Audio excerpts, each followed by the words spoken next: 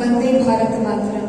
ವೇದಿಕೆಯ ಮೇಲೆ ಉಪಸ್ಥಿತರಿರುವಂತಹ ಗಣ್ಯರಿಗೆ ಹಾಗೂ ಸೇರಿರುವಂತಹ ಎಲ್ಲ ಶ್ರದ್ಧೆಯ ಬಂಧುಗಳಿಗೆ ಹಾಗೂ ಪ್ರೀತಿಯ ಮಾತೆಯರಿಗೆ ಪ್ರೀತಿಪೂರ್ವಕವಾದಂತಹ ವಂದನೆಗಳನ್ನು ಸಲ್ಲಿಸ್ತಾ ಇದ್ದಾರೆ. ಒಂದ್ಸಲ ಒಬ್ಬ ಹಿರಿಯರು ಒಂದು ಕಥೆಯನ್ನ ಹೇಳಿದ್ರಾಯ್ತು. ಆ ಕಥೆ ಎಷ್ಟು ಸತ್ಯ ಎಷ್ಟು ಸುಳ್ಳು ಗೊತ್ತಿಲ್ಲ, ಆದ್ರೆ ಆ ಕಥೆಯ ಹಿಂದೆ ಇರುವಂತಹ ಆ ಒಂದು ಚಿಂತನೆ ಏನಿದೆ ಅದಂತೂ ಮಾತ್ರ ತುಂಬಾ ಅದ್ಭುತವಾದದ್ದು. ಪಾಶ್ಚಿಮಾತ್ಯ ರಾಷ್ಟ್ರದಲ್ಲಿ ಯಾರೋ ಒಬ್ಬ ಅವನ ಧಾರ್ಮಿಕ ಗ್ರಂಥವನ್ನ ಓದಬೇಕಾಗಿದ್ರೆ ಸ್ವರ್ಗ ಅನ್ನುವಂತಹ ಒಂದು ಕಾನ್ಸೆಪ್ಟ್ ಬರ್ತದೆ. ಅವನಿಗೆ ಸ್ವರ್ಗದಲ್ಲಿ ಅಪ್ಸರೆಯರಿದ್ದಾರೆ, ಸ್ವರ್ಗದಲ್ಲಿ ಹೋದರೆ ವಯಸ್ಸಾಗೋದಿಲ್ಲ, ಸ್ವರ್ಗ ಅಂತ ಹೇಳಿದ್ರೆ ಎಲ್ಲ ಕಷ್ಟಗಳ ಹೊರತಾಗಿ ಬರೀ ಸುಖ ಮಾತ್ರ ಇರುವಂತಹದ್ದು, ಈ ಎಲ್ಲ ಚಿಂತನೆಗಳನ್ನ ಕೇಳ್ತಾ ಅವನಿಗೆ ನಾನು ಕೂಡ ಸ್ವರ್ಗಕ್ಕೆ ಹೋಗಬೇಕು, ಸ್ವರ್ಗವನ್ನ ನೋಡಬೇಕು ಅಂತ ಅನ್ನಿಸ್ತದಂತೆ. ಆದ್ರೆ ಏನ್ ಮಾಡೋದು? ಅವನ ಧರ್ಮಗ್ರಂಥ ಹೇಳುತ್ತದೆ ಸ್ವರ್ಗ ಅಂತ ಹೇಳಿದ್ರೆ ಅದು ಸಿಗುವಂತಹದ್ದು ಸತ್ತ ನಂತರ. ಸತ್ತ ನಂತರ ಸ್ವರ್ಗವನ್ನ ನೋಡ್ಲಿಕ್ಕೆ ಆಗ್ತದೋ ಇಲ್ವೋ, ಪುನರ್ಜನ್ಮ ಅನ್ನುವಂತಹದ್ದು ಇದೆಯೋ ಇಲ್ವೋ, ಇದು ಯಾವುದೂ ಕೂಡ ಗೊತ್ತಿಲ್ಲ. ಆ ಹುಡುಗನಲ್ಲಿ ಮನಸ್ಸಿನ ಮೂಲೆಯಲ್ಲಿ ಒಂದು ಆಸೆ ಬೆಳೀತದೆ. ತಾನು ಕಣ್ಣು ಮುಚ್ಚುವುದಕ್ಕಿಂತ ಮೊದಲು, ತನ್ನ ಉಸಿರು ನಿಲ್ಲುವುದಕ್ಕಿಂತ ಮೊದಲು ತಾನು ಸ್ವರ್ಗವನ್ನ ನೋಡಬೇಕು ಅಂತ ಆತ ಎಲ್ಲರ ಹತ್ರ ಕೇಳ್ತಾನಂತೆ. ನಾನು ಬದುಕಿರಬೇಕಾಗಿದ್ರೆ ಸ್ವರ್ಗವನ್ನ ನೋಡಬೇಕು, ನನಗೆ ದಾರಿ ಮಾಡಿಕೊಡಿ ಅಂತ ಕೇಳಬೇಕಾಗಿದ್ರೆ ತುಂಬಾ ಜನ ಹೇಳ್ತಾರಂತೆ ಬದುಕಿರುವಾಗ ಸ್ವರ್ಗವನ್ನ ನೋಡ್ಲಿಕ್ಕೆ ಸಾಧ್ಯ ಇಲ್ಲ, ಸತ್ತ ನಂತರ ಮಾತ್ರ ನೋಡ್ಲಿಕ್ಕೆ ಸಾಧ್ಯ ಅಂತ ಎಲ್ಲರೂ ಹೇಳಬೇಕಾಗಿದ್ರೆ ಯಾರೋ ಒಬ್ಬ ವ್ಯಕ್ತಿ ಹೇಳ್ತಾನಂತೆ ನೀನು ಬದುಕಿರುವಾಗ ಸ್ವರ್ಗವನ್ನ ನೋಡಬಹುದು, ಆದ್ರೆ ಎಂತಹ ಸ್ವರ್ಗ ಅಂತ ಹೇಳಿದ್ರೆ ನೀನು ಸತ್ತ ನಂತರ ನಿನಗೆ ಅಪ್ಸರೆಯರು ಸಿಗ್ತಾರೆ, ಸತ್ತ ನಂತರ ಸುಖ ಸಿಗ್ತದೆ ಅನ್ನುವಂತಹ ಸ್ವರ್ಗವನ್ನ ನಿನಗೆ ನೋಡ್ಲಿಕ್ಕೆ ಸಾಧ್ಯ ಇದೆಯೋ ಇಲ್ಲವೋ ಗೊತ್ತಿಲ್ಲ. ಆದರೆ ನೀನು ಕಣ್ಣು ಮುಚ್ಚುವುದಕ್ಕಿಂತ ಮೊದಲು ನಿನ್ನ ಹೃದಯದಲ್ಲಿ ಲುಕ್ ಟುಪ್ ಆಗ್ತಾ ಇರಬೇಕಾಗಿದ್ರೆ ನಿನ್ನ ಈ ಕಣ್ಣುಗಳಿಂದ ನೀನು ಸ್ವರ್ಗವನ್ನ ನೋಡಬೇಕು ಅಂತಾದ್ರೆ ದಯವಿಟ್ಟು ಭಾರತಕ್ಕೆ ಹೋಗು. ಭಾರತ ಅನ್ನುವಂತಹ ರಾಷ್ಟ್ರ ಏನಿದೆ, ಆ ರಾಷ್ಟ್ರ ಅದು ಸ್ವರ್ಗಕ್ಕೆ ಕಿಚ್ಚನ್ನ ಹಚ್ಚುವಂತಹ ರಾಷ್ಟ್ರ. ಅದು ಕೇವಲ ಕಾವಿಯನ್ನ ಉಟ್ಟುಕೊಂಡು ಮರದ ಕೆಳಗಡೆಯೋ ನದಿಯ ಬುಡದಲ್ಲೋ ಕೂತ್ಕೊಂಡು ಓಂಕಾರವನ್ನ ಹೇಳುವಂತಹ ಮೂಢನಂಬಿಕೆಯ ರಾಷ್ಟ್ರ ಅಲ್ಲ. ಭಾರತ ಅನ್ನುವಂತಹದ್ದು ಜಗತ್ತಿಗೆ ಜ್ಞಾನದ ಬೆಳಕನ್ನ ಕೊಟ್ಟು, ಜಗತ್ತು ಅಂಧಕಾರದಲ್ಲಿ ಇರಬೇಕಾಗಿದ್ರೆ ಜಗತ್ತಿನ ಜನರು ನಾಗರಿಕತೆ ಅಂತ ಹೇಳಿದ್ರೆ ಏನು ಅಂತ ಹೇಳಿ ತಿಳ್ಕೊಳ್ಬೇಕು ಅಂತ ಹೇಳಿ ಇಡೀ ಹುಡುಕ್ತಾ ಇದ್ರೆ ಆ ಹೊತ್ತಿಗೆ ಭಾರತದಲ್ಲಿ ಕಾವ್ಯನ್ನ ಹುಟ್ಟಂತಹ ಸಂತ ಜಗತ್ತಿಗೆ ಸಂದೇಶವನ್ನ ಕೊಟ್ಟಿದ್ದಾನೆ, ಸರ್ವೇ ಭವಂತು ಸುಖಿನಃ. ಆದ್ದರಿಂದ ನೀನು ಬದುಕಿರುವಾಗ ಸ್ವರ್ಗವನ್ನ ನೋಡಬೇಕು ಅಂತಾದ್ರೆ ದಯವಿಟ್ಟು ಭಾರತಕ್ಕೆ ಹೋಗು. ಸ್ವರ್ಗಕ್ಕೆ ಕಿಚ್ಚನ್ನ ಹಚ್ಚುವಂತಹ ರಾಷ್ಟ್ರ ಅದು ಭಾರತ ಅಂತ ಹೇಳಿ ಆತನ ಯಾರೋ ಒಬ್ಬ ಗುರು ಹೇಳ್ತಾನೆ. ಆತ ಭಾರತಕ್ಕೆ ಬರ್ತಾನೆ, ಭಾರತದ ಧರ್ಮಗ್ರಂಥಗಳನ್ನ, ಪುರಾಣಗಳನ್ನ, ಇತಿಹಾಸವನ್ನ, ಭಾರತದ ಸಾಂಸ್ಕೃತಿಕ ಪರಂಪರೆಯನ್ನ, ಭಾರತದ ಆಧ್ಯಾತ್ಮಿಕವಾದಂತಹ ಚಿಂತನೆಗಳನ್ನ ಓದ್ತಾ ಹೋದ ಹಾಗೆ ಆತನಿಗೂ ಕೂಡ ಅನ್ನಿಸ್ತದೆ ತನ್ನ ಧಾರ್ಮಿಕ ಗ್ರಂಥಗಳು ಧರ್ಮವನ್ನ, ಮತವನ್ನ ಯಾವುದೋ ಒಂದು ರೀತಿಯಲ್ಲಿ ಡಿಫೈನ್ ಮಾಡಿದೆ, ಆದ್ರೆ ಜೀವನದ ಸಾರವನ್ನ ಹೇಳಿಕೊಡುವಂತಹ, ಬದುಕಿಗೆ ಬೇಕಾದಂತಹ ಮತ್ತು ಬದುಕಲಿಕ್ಕೆ ಬೇಕಾದಂತಹ ಎಲ್ಲ ಚಿಂತನೆಗಳನ್ನ ಕೊಡುವಂತಹ ರಾಷ್ಟ್ರ ಅದು ಭಾರತ ಮಾತ್ರ ಅಂತ ಹೇಳಿ ಇಲ್ಲಿಯ ಇತಿಹಾಸವನ್ನ, ಇಲ್ಲಿಯ ಪುರಾಣವನ್ನ, ಇಲ್ಲಿಯ ಧಾರ್ಮಿಕ ಗ್ರಂಥಗಳನ್ನ ಹೋಗ್ಬೇಕಾಗಿದ್ರೆ ತನ್ನ ದೇಶಕ್ಕೆ ತೆಗೆದುಕೊಂಡು ಹೋಗ್ತಾನಂತೆ. ಅಂತಹ ಶ್ರೇಷ್ಠವಾದಂತಹ ಪರಂಪರೆ, ಸಾಂಸ್ಕೃತಿಕವಾದಂತಹ ಚಿಂತನೆಗಳು ಇರುವಂತಹ ರಾಷ್ಟ್ರ ಅದು ನನ್ನ ಭಾರತ. ಅದಕ್ಕೆ ಜಗತ್ತಿನ ಜನ ಹೇಳುವಂತಹದ್ದು ಭಾರತ ಅಂತ ಹೇಳಿದ್ರೆ ಅದೊಂದು ಪುಣ್ಯ ಭೂಮಿ, ಭಾರತ ಅಂತ ಹೇಳಿದ್ರೆ ಅದೊಂದು ಕರ್ಮ ಭೂಮಿ, ಭಾರತ ಅಂತ ಹೇಳಿದ್ರೆ ಜಗತ್ತಿನ ಯಾವ ರಾಷ್ಟ್ರಗಳಲ್ಲೂ ಇಲ್ಲದೆ ಇರುವಂತಹ ಎಲ್ಲವನ್ನ ಕೊಡುವಂತಹ ರಾಷ್ಟ್ರ ಅದು ನನ್ನ ಭಾರತ ಅನ್ನುವಂತಹ ಆಲೋಚನೆಯನ್ನ ಪ್ರತಿಯೊಬ್ಬ ಭಾರತೀಯರು ಕೂಡ ಎದೆ ತಟ್ಟಿ ಎದೆ ಮುಟ್ಟಿ ಹೇಳಿಕೊಳ್ಬೇಕಾಗಿದೆ. ನಾವೆಲ್ಲರೂ ಇತಿಹಾಸವನ್ನ ಓದಬೇಕಾಗಿದ್ರೆ ನಾವೆಲ್ಲ ಓದಿರ್ತೇವೆ. ಭಾರತ ಅಂತ ಹೇಳುವಂತಹ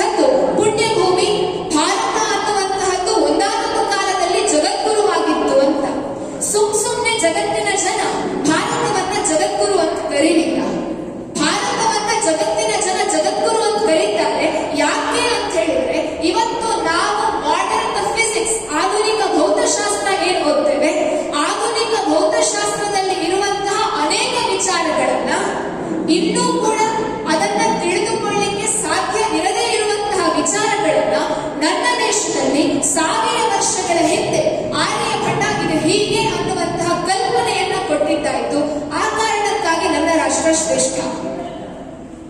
ಗಣಾಂಕ ತನ್ನ ಗಣಚಲನ ಶಾಸ್ತ್ರದ ಮೂಲಕ ಕೆಮಿಸ್ಟ್ರಿ ಅಂತ ಹೇಳಿದ್ರೆ ಇದುವೇ, ಅಟಾಮಿಕ್ ಥಿಯರಿ, ನ್ಯೂಕ್ಲಿಯರ್ ಥಿಯರಿ ಅಂತ ಹೇಳಿದ್ರೆ ಅದು ಹೀಗೆ, ನ್ಯೂಕ್ಲಿಯಸ್ ನ ಸುತ್ತ ಎಲೆಕ್ಟ್ರಾನ್ಗಳು ಸುತ್ತುವುದು ಇದೇ ರೀತಿಯಲ್ಲಿ ಅನ್ನುವಂತಹ ಅದ್ಭುತವಾದಂತಹ ಆಲೋಚನೆಗಳನ್ನು ಕೊಡುವುದರ ಮೂಲಕ 1000 ವರ್ಷಗಳ ಹಿಂದೆ ನನ್ನ ದೇಶದ ಒಬ್ಬ ಋಷಿ ಚರಕ ಸುಶ್ರುತರು ಪ್ಲಾಸ್ಟಿಕ್ ಸರ್ಜರಿಯನ್ನ ಮಾಡುವುದರ ಮೂಲಕ ಜಗತ್ತಿನ ಜನರಿಗೆ ವಿಜ್ಞಾನ ಅಂತ ಹೇಳಿದ್ರೆ ಇದು, ವೈದ್ಯಕೀಯ ಶಾಸ್ತ್ರ ಅಂತ ಹೇಳಿದ್ರೆ ಇದು ಅನ್ನುವಂತಹ ಆಲೋಚನೆಯನ್ನ 1000 ವರ್ಷಗಳ ಹಿಂದೆ ಹೇಳಿಕೊಟ್ಟಿದ್ರಾಯ್ತು. ಅದಕ್ಕಾಗಿ ನನ್ನ ಭಾರತವನ್ನ ಜಗತ್ತಿನ ಜನ ಜಗದ್ಗುರು ಅಂತ ಕರೆದರು. ಭಾರತ ಇವತ್ತಿನ ಈ ಹೊತ್ತಿನವರೆಗೆ ಯಾವ ರಾಷ್ಟ್ರದ ಮೇಲೂ ಕೂಡ ಯುದ್ಧವನ್ನ ಮಾಡ್ಲಿಕ್ಕಾಗ್ಲಿ ದಾಳಿಯನ್ನ ಮಾಡ್ಲಿಕ್ಕಾಗ್ಲಿ ಹೋಗ್ಲಿಲ್ಲ. ಆದರೆ ಜಗತ್ತಿನ ಜನ ಭಾರತ ಅಂತ ಹೇಳಬೇಕಾಗಿದ್ರೆ 1000 ಬಾರಿ ಆಲೋಚನೆ ಮಾಡ್ತಾರೆ. ಯಾಕೆ ಅಂತ ಹೇಳಿದರೆ ನನ್ನ ದೇಶ ಜಗತ್ತಿನ ಜನರಿಗೆ ವಿಜ್ಞಾನದ ಮೂಲಕ, ಆಧ್ಯಾತ್ಮದ ಮೂಲಕ ಹೊಸದಾದಂತಹ ಒಂದು ಚಿಂತನೆಗಳನ್ನ ಕೊಡುವುದರ ಮೂಲಕ ರಾಷ್ಟ್ರದ ಪರಿಕಲ್ಪನೆಯ ಜೊತೆಯಲ್ಲಿಯೇ ಎಲ್ಲರೊಳಗೊಂದಾಗಿ ಬದುಕುವುದನ್ನು ತಿಳಿಸಿಕೊಟ್ಟಂತಹ ರಾಷ್ಟ್ರ ಅದು ನನ್ನ ಭಾರತ. ಈ ಎಲ್ಲ ಕಾರಣಕ್ಕಾಗಿ ಜಗತ್ತಿನ ಜನರು ನನ್ನ ದೇಶವನ್ನ ಜಗದ್ಗುರು ಅಂತ ಕರೀತಾರೆ. ಸಂಸ್ಕೃತದಲ್ಲಿ ಒಂದು ಸುಂದರವಾದಂತಹ ಮಾತಿದೆ, ನಾಭಿಷೇಕೋ ನ ಸಂಸ್ಕಾರ ಸಿಂಹಸ್ಯ ಕ್ರಿಯತೆ ವನೆ ವಿಕ್ರಮಾರ್ಜಿತ ಸತ್ವಸ್ಯ ಸ್ವಯಮೇವ ಮೃಗೇಂದ್ರದ ಅಂತ. ಕಾಡಿನಲ್ಲಿ ಇರುವಂತಹ ಸಿಂಹಕ್ಕೆ ಆನೆ ಹೋಗಿ ನೀನು ರಾಜ ಆಗುವಂತ ಹೇಳೋದಿಲ್ಲ.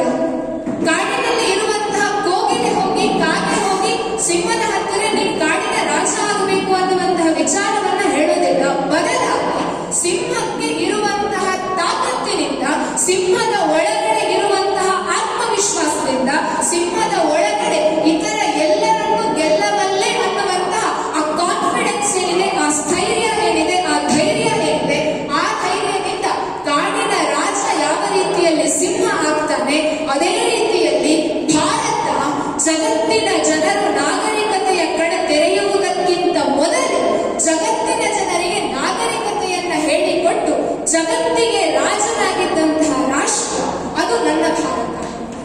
ಆ ಕಾರಣಕ್ಕಾಗಿ ನಾವೆಲ್ಲರೂ ಕೂಡ ಇವತ್ತಿಗೂ ಕೂಡ ತುಂಬಾ ಹೆಮ್ಮೆಯಿಂದ ಹೇಳಿಕೊಳ್ತೇವೆ, ಜಗತ್ತಿನ ಜನರಿಗೆ ನನ್ನ ದೇಶ ರಾಮಾಯಣವನ್ನ ಕೊಟ್ಟಿದ್ದು, ನನ್ನ ದೇಶ ಮಹಾಭಾರತವನ್ನ ಕೊಟ್ಟಿದ್ದು, ನನ್ನ ದೇಶ ಭಾಗವತ ಭಗವದ್ಗೀತೆಯನ್ನ ಕೊಟ್ಟಿದ್ದು.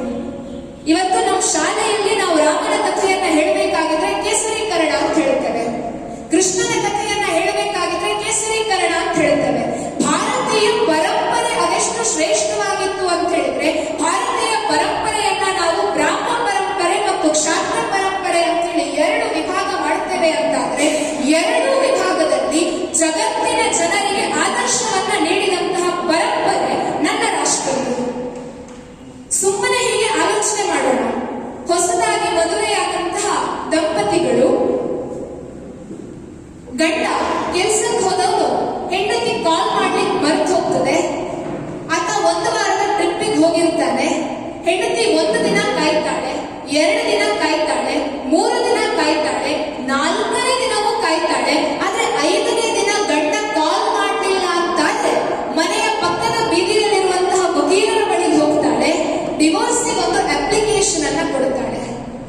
ಆದ್ರೆ ಆಲೋಚನೆ ಮಾಡಿ, ಭಾರತ ಎಷ್ಟು ಶ್ರೇಷ್ಠ ಅಂತ ಹೇಳಿದ್ರೆ 14 ವರ್ಷಗಳ ಕಾಲ ರಾಮ ತಾನು ಕಾಡಿಗೆ ಹೋಗ್ತೇನೆ ಅಂತ ಹೇಳಬೇಕಾಗಿದ್ರೆ ಸೀತೆ ಸಹಧರ್ಮ ಚರೀಭವ ಅನ್ನುವಂತಹ ಮಾತನ್ನ ನಾನು ಸಪ್ತಪದಿ ತುಳಿಬೇಕಿದ್ರೆ ಕೊಟ್ಟಿದ್ದೇನೆ ಅಂತ ಹೇಳಿ ರಾಮ ಜೊತೆಗೆ ಕಾಡಿಗೆ ಹೋಗ್ತಾಳೆ.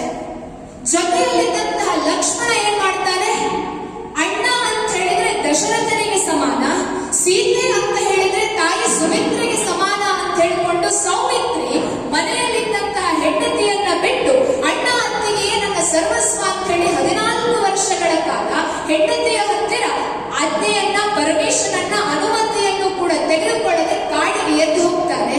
ಆದರೆ ಊರ್ಮಿಳೆ ಲಕ್ಷ್ಮಣ 14 ವರ್ಷಗಳ ನಂತರ ಮರಳಿ ಅಯೋಧ್ಯೆಗೆ ಬರಬೇಕಾಗಿದ್ರೆ ರಾಮನ ಹತ್ರ ಹೋಗಿ, ಬಾಬಾ ನನ್ನ ಗಂಡ 14 ವರ್ಷಗಳ ಕಾಲ ನನ್ನ ಹತ್ರ ಕಾಂಟ್ಯಾಕ್ಟ್ ಹಿಡ್ಕೊಂಡಿರಲಿಲ್ಲ, ನನಗೆ ಲಕ್ಷ್ಮಣನಿಂದ ಡಿವೋರ್ಸ್ ಕೊಡಿಸಿ ಅನ್ನುವಂತಹ ಮಾತನ್ನ ಹೇಳಿಲ್ಲ. ಅಂತಹ ಶ್ರೇಷ್ಠವಾದಂತಹ ಆಲೋಚನೆಗಳನ್ನ ನನ್ನ ದೇಶ ಕೊಟ್ಟಿತು. ಒಬ್ಬ ಹೆಣ್ಣು ಮಗಳು, ಒಬ್ಬ ಹುಡುಗ ಸಾಂಸಾರಿಕವಾದಂತಹ ಜೀವನದಲ್ಲಿ ಎಂತಹ ಮಟ್ಟಿಗೆ ಪಾವಿತ್ರ್ಯತೆಯನ್ನ ಕಾಪಾಡಿಕೊಳ್ಳಬೇಕು ಅನ್ನುವಂತಹ ಆಲೋಚನೆಯನ್ನ ರಾಮಾಯಣದ ಮೂಲಕ ನನ್ನ ದೇಶ ಕೊಟ್ಟಿತು. ಅಧರ್ಮ ಅವನು ಯಾರೇ ಮಾಡಲಿ, ಅವನು ಎಷ್ಟೇ ದೊಡ್ಡ ಅರಸ ಆಗಿರಲಿ, ಎಷ್ಟೇ ಗರಿಷ್ಠ ಮಟ್ಟದ ಜೀವನವನ್ನ ನಡೆಸುವಂತಹ ವ್ಯಕ್ತಿಯೇ ಆಗಿರಲಿ, ಅಧರ್ಮ ಯಾರೇ ಮಾಡಿದರೂ ಕೂಡ ಧರ್ಮದ ಸಂಸ್ಥಾಪನೆಗಾಗಿ ಕೇವಲ ಶಾಂತಿ ಸತ್ಯದ ಮಾತು ಮಾತ್ರ ಅಲ್ಲ, ಧರ್ಮದ ಸಂಸ್ಥಾಪನೆಗಾಗಿ ಅಧರ್ಮದ ನಾಶವನ್ನ ಮಾಡಬೇಕು ಅಂತಾದ್ರೆ ಸುದರ್ಶನ ಚಕ್ರವೂ ಕೂಡ ಬೇಕು ಅನ್ನುವಂತಹ ಅದ್ಭುತವಾದಂತಹ ಕಾನ್ಸೆಪ್ಟ್ ಅನ್ನ ಕೊಟ್ಟಂತಹ ಮಹಾಭಾರತದ ಕೃಷ್ಣ ಭಗವದ್ಗೀತೆಯ ಮೂಲಕ ನಮ್ಮೆಲ್ಲರ ಬದುಕಿಗೆ ಬೇಕಾದಂತಹ ಅದ್ಭುತವಾದಂತಹ ವಿಚಾರಗಳನ್ನ ಕೊಡ್ತಾನೆ. ಆ 18 ಅಧ್ಯಾಯಗಳ ಮೂಲಕ ನಾವು ಒಂದೊಂದೇ ಅಧ್ಯಾಯವನ್ನ ಓದ್ತೇವೆ ಅಂತಾದ್ರೆ ನಮ್ಮ ಬದುಕಿನ ಹಾದಿಯಲ್ಲಿ ಬರುವಂತಹ ಅದೆಷ್ಟೋ ಪ್ರಶ್ನೆಗಳಿಗೆ ಅದ್ಭುತವಾದಂತಹ ಉತ್ತರವನ್ನ ಭಗವದ್ಗೀತೆ ಕೊಡುತ್ತದೆ. ಅಂತಹ ಭಗವದ್ಗೀತೆಯನ್ನ ಕೊಟ್ಟಂತಹ ಬ್ರಾಹ್ಮ ಪರಂಪರೆ ನಮ್ಮದು.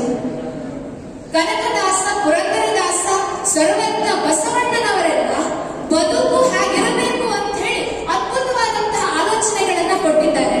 ಆದ್ರೆ ದುರಂತ ಏನು ಅಂತ ಹೇಳಿದ್ರೆ ಎಲ್ಲರ ಒಂದಾಗಿ ಬದುಕು ಅನ್ನುವಂತಹ ಶ್ರೇಷ್ಠವಾದಂತಹ ಚಿಂತನೆಯನ್ನ ಹೇಳಿಕೊಟ್ಟಂತಹ ಕನಕದಾಸ, ಪುರಂದರದಾಸರ ಪರಂಪರೆಯಲ್ಲಿ ಬಂದಂತಹ ನಾವು ಜಾತಿಯ ಹೆಸರಿನಲ್ಲಿ ಹುಡುಕೊಳ್ತೇವೆ. ಭಾರತೀಯ ಸಂಸ್ಕೃತಿ ಇದಾಗಿರಲಿಲ್ಲ. ಅಂತಹ ಬ್ರಾಹ್ಮ ಪರಂಪರೆಯನ್ನ ಹೊಂದಿದಂತಹ ನನ್ನ ದೇಶದಲ್ಲಿ ನಾವು ಹೇಗೆ ಬದುಕಬೇಕು ಅನ್ನುವಂತಹ ಆಲೋಚನೆಯನ್ನ ಕೂಡ ನಾವಿವತ್ತು ಮಾಡಬೇಕಾಗಿದೆ. ನಾವು ಮಕ್ಕಳನ್ನ ಶಾಲೆಗೆ ಕಳಿಸ್ತೇವೆ. ಮಕ್ಕಳನ್ನ ಶಾಲೆಗೆ ಕಳಿಸಬೇಕಾಗಿದ್ರೆ ಕಾನ್ವೆಂಟ್ಗಳಲ್ಲಿ, ಶಾಲೆಗಳಲ್ಲೆಲ್ಲ ಟೀಚರ್ಗಳು, ಸಿಲೆಬಸ್ಗಳು ಭಗತ್ ಸಿಂಗ್ನನ್ನ ಹೇಳಿ ಮೂರ್ಖ ಅಂತ ಕರೀತಾರೆ. ಮೊನ್ನೆ ಟಿವಿಯಲ್ಲಿ ಒಂದು ಕಾರ್ಯಕ್ರಮ ನೋಡಬೇಕಾಗಿದ್ರೆ ಸಾವರ್ಕರ್ ಅವರ ಫೋಟೋವನ್ನ ತೋರಿಸಿ ಒಬ್ಬ ವಿದ್ಯಾರ್ಥಿಗೆ ಒಂದು ಕ್ವಿಜ್ ನಲ್ಲಿ ಈ ಫೋಟೋ ಯಾರದ್ದು ಅಂತ ಕೇಳಿದ್ರು. ಆ ಹುಡುಗಿಗೆ ಸಾವರ್ಕರ್ ಫೋಟೋ ಅಂತ ಹೇಳಲಿಕ್ಕೆ ಸಾಧ್ಯ ಆಗಲಿಲ್ಲ. ಸಾವರ್ಕರ್ ಅಂತ ಹೇಳಿ ಕ್ವಿಜ್ ಮಾಸ್ಟರೇ ಉತ್ತರವನ್ನ ಕೊಡುತ್ತಾರೆ. ಆ ನಂತರ ಆ ಕ್ವಿಜ್ ಮಾಸ್ಟರ್ ಮತ್ತೊಂದು ಪ್ರಶ್ನೆಯನ್ನ ಕೇಳುತ್ತಾರೆ, ಮಗು ನಿನಗೆ ಸಾವರ್ಕರ್ ಅಂತ ಹೇಳಿದ್ರೆ ಯಾರು ಅಂತ ಗೊತ್ತಿದೆಯಾ ಅಂತ. ಆ ಮಗು ಹೇಳುತ್ತದೆ, ಆ ಹುಡುಗಿ ಹೇಳುತ್ತಾಳೆ, ಸಾವರ್ಕರ್ ಒಬ್ಬ ಉಗ್ರಗಾಮಿ. ನನ್ನ ದೇಶದಲ್ಲಿ ಹುಟ್ಟಿದ ಮಗು, ನಾವಿವತ್ತು ಇಲ್ಲಿ ಆರಾಮವಾಗಿ ನಮ್ಮ ಜೀವನವನ್ನ ಕಳೀತಾ ಇದ್ದೇವೆ ಅಂತಾದ್ರೆ ಅದಕ್ಕೆ ಕಾರಣ ಆ ಸಾವರ್ಕರ್. ಆದ್ರೆ ಆ ಸಾವರ್ಕರ್ ಯಾರು ಅಂತ ಕೇಳಬೇಕಾಗಿದ್ರೆ ನಮ್ಮ ಮನೆಯ ಮಕ್ಕಳು ಸಾವರ್ಕರ್ ಅಂತಹ ಸಾವರ್ಕರನ್ನ ಉಗ್ರಗಾಮಿ ಅಂತ ಹೇಳ್ತಾರೆ ಅಂತಾದ್ರೆ ನಾವೆಲ್ಲರೂ ಆಲೋಚನೆ ಮಾಡಬೇಕಾಗಿದೆ. ನಮ್ಮ ಮನೆಯಲ್ಲಿ, ನಮ್ಮ ಮನೆಯಿಂದ ಶಾಲೆಗೆ ಹೋಗಬೇಕಾಗಿದ್ದಂತಹ ಮಕ್ಕಳಿಗೆ ಸಾವರ್ಕರ್ ಅನ್ನುವಂತಹ ವ್ಯಕ್ತಿ ಉಗ್ರಗಾಮಿ ಅಂತಾದರೆ ಭಾರತದ ಅದ್ಭುತವಾದಂತಹ ಕ್ಷಾತ್ರ ಪರಂಪರೆಯನ್ನ ನಮ್ಮ ಮನೆ ಮಕ್ಕಳಿಗೆ ಹೇಳಿಕೊಡುವಲ್ಲಿ ನಾವು ಎಡವಿದ್ದೇವೆ ಅನ್ನುವಂತಹ ಆಲೋಚನೆಯನ್ನ ಕೂಡ ನಾವು ಮಾಡಬೇಕಾಗಿದೆ. ಬ್ರಾಹ್ಮ ಪರಂಪರೆ ಹೀಗಾದ್ರೆ ಕ್ಷಾತ್ರ ಪರಂಪರೆ ಅದೆಷ್ಟು ಅದ್ಭುತವಾಗಿತ್ತು. ನಮ್ಮ ದೇಶದಲ್ಲಿ ಜಗತ್ತಿನ ಜನರಿಗೆ, ನಮ್ಮ ದೇಶದ ಜನ ಕೊಡುವಂತಹ ಸಂದೇಶ ಏನು ಅಂತ ಹೇಳಿದ್ರೆ ಮಾತೃದೇವೋ ಭವ, ಪಿತೃದೇವೋ ಭವ, ಆಚಾರ್ಯ ದೇವೋ ಭವ, ಅತಿಥಿ ದೇವೋ ಭವ ಮತ್ತು ಇವೆಲ್ಲಕ್ಕಿಂತ ಮಿಗಿಲಾಗಿ 5ನೇಯದೊಂದಿದೆ, ಅದು ರಾಷ್ಟ್ರ ದೇವೋ ಭವ. ರಾಷ್ಟ್ರವನ್ನ ದೇವರು ಅಂತ ಹೇಳಿ ಪೂಜನೆ ಮಾಡುವಂತಹ ವ್ಯಕ್ತಿಗಳು ಭಾರತೀಯರಾಗಬೇಕು ಅನ್ನುವಂತಹ ಅದ್ಭುತವಾದಂತಹ ಕಲ್ಪನೆಯನ್ನ ಮತ್ತು ರಾಷ್ಟ್ರ ದೇವೋ ಭವ ಅನ್ನುವಂತಹ ಕಲ್ಪನೆಯನ್ನ ಜಗತ್ತಿನಲ್ಲಿ ಯಾವುದಾದ್ರೂ ಒಂದು ರಾಷ್ಟ್ರ ಕೊಟ್ಟಿದೆ ಅಂತಾದ್ರೆ ಅದು ನನ್ನ ರಾಷ್ಟ್ರ ಮಾತ್ರ. ಮತ್ತು ಪ್ರತಿಯೊಬ್ಬ ಭಾರತೀಯನೂ ಕೂಡ ಈ ದೇಶವನ್ನ ತಾಯಿ ಅಂತ ಹೇಳಿ ಪೂಜನೆ ಮಾಡ್ತಾನೆ ಅಂತಾದ್ರೆ, ಈ ದೇಶಕ್ಕಾಗಿ ತಾನು ಬದುಕಬೇಕು ಅನ್ನುವಂತಹ ಆಲೋಚನೆಯನ್ನ ಮಾಡ್ತಾನೆ ಅಂತಾದ್ರೆ ಅದಕ್ಕೆ ಕಾರಣ ನನ್ನ ಮನೆಯ ಒಳಗಡೆ ತೊಟ್ಟಿಲನ್ನ ತೂಗ್ತಾ ರಾಮನ ಕಥೆಯನ್ನ, ಕೃಷ್ಣನ ಕಥೆಯನ್ನ ಹೇಳ್ತಾ ಹೇಳ್ತಾ ಹೇಳ್ತಾ ಆ ಮಕ್ಕಳಿಗೆ ರಾಷ್ಟ್ರೀಯ ಚಿಂತನೆಗಳ, ರಾಷ್ಟ್ರೀಯತೆಯ ಪರಿಕಲ್ಪನೆಯನ್ನ ಕೊಟ್ಟಂತಹ ತಾಯಂದಿರು. ಎಲ್ಲರಿಗೂ ಶಿವಾಜಿ ಮಹಾರಾಜ್ ಗೊತ್ತಿದ್ದಾರೆ. ಒಬ್ಬ ಸಾಮಾನ್ಯನಾಗಿದ್ದಂತಹ ಶಿವಾಜಿಯನ್ನ ಅಸಾಮಾನ್ಯ ಶಿವಾಜಿಯನ್ನಾಗಿ ಮಾಡಿದ್ದು ತಾಯಿ ಜೀಜಾಬಾಯಿ. ಅಪ್ಪ ಅದೆಲ್ಲ ಸುಲ್ತಾನನ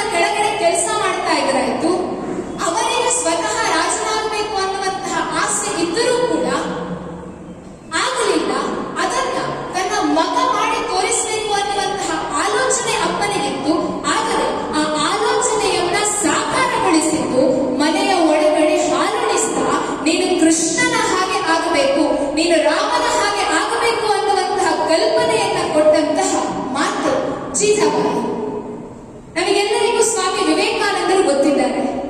ಸ್ವಾಮಿ ವಿವೇಕಾನಂದರು ಬಾಲಕ ನರೇಂದ್ರ ಆಗಬೇಕಾಗಿದ್ರೆ ಅಮ್ಮ ಮಗುವಿಗೆ ಉಪದೇಶವನ್ನ ಮಾಡ್ತಾಳಂತೆ.